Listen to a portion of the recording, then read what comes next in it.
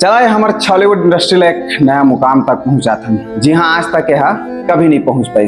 तुमने बोला रहा था ना कि छत्तीसगढ़ी मूवी में रोस्ट करा रहा था, हिम्मत है खुद कुछ बना ले करके।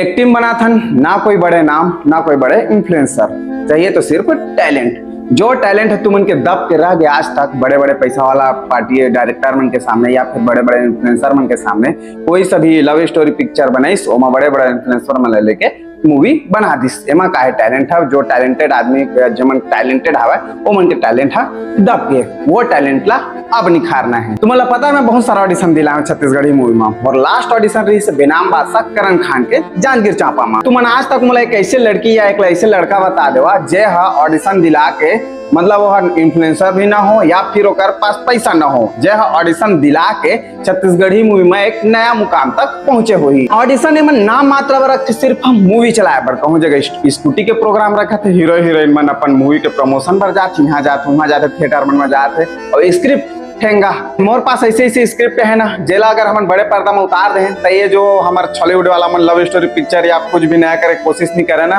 तक एला देख के हमन के सांस रुक जाही। आने वाला 7 पीढ़ी याद रखिए मन के ऑडियंस के माइंड में हमेशा के लिए छप के रह जी।